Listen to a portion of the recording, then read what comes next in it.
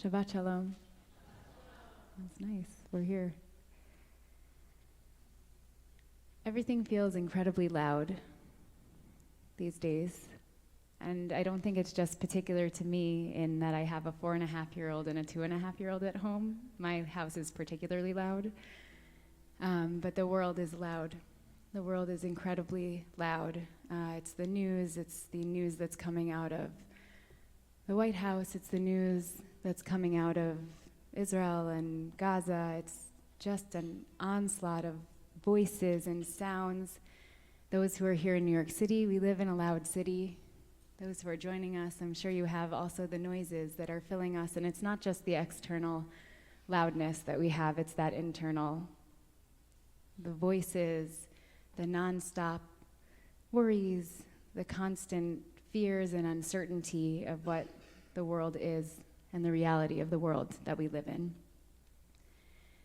And it's this week that we received the Torah again. We've been making our journey through the wilderness. We really just started and went through the sea last week, but this week, B'nai Israel, we joined them at Har Sinai and receiving Matan Torah, the gift of the Torah.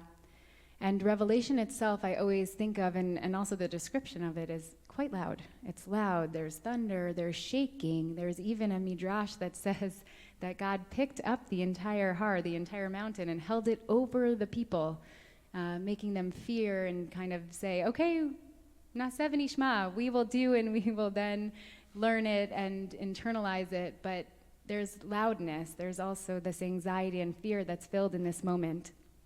And I think that's why I was drawn to a different midrash that comes from Midrash Rabbi and Shmot.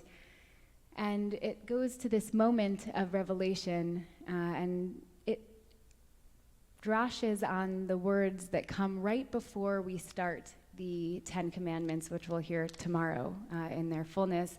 And it just drashes on the words, Vayedaber Elohim et kol hadvarim ha'ela lemor. And God spoke all of these words, saying.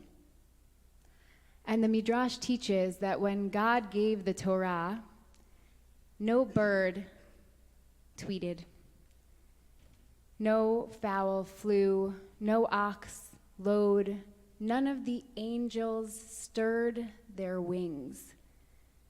The seraphim, the angels that would go around and surround the Holy One, they didn't say, Kadosh, Kadosh, Kadosh. The sea didn't roar. None of the creatures spoke.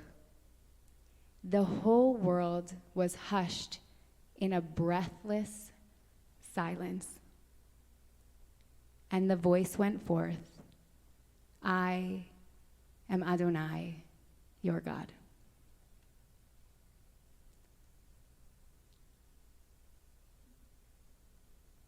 It's the moment of silence.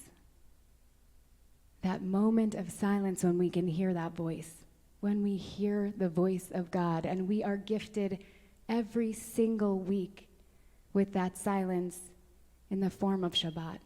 Shabbat comes to us every week as this pause, as this breathless silence. We can't do that breathless silence for 25 hours, but what we can do is find even a moment of that silence. And so on this Shabbat, on this cold and loud Shabbat of Parshat Yitro, of our receiving of the Torah, may it be not only that we receive the beauty of the words of the Torah, but also the invitation to step into the silence, to let everything pause, to join the rest of the world in really deeply listening to the voice of God that is deeply around us and deeply within each of us. Shabbat Shalom.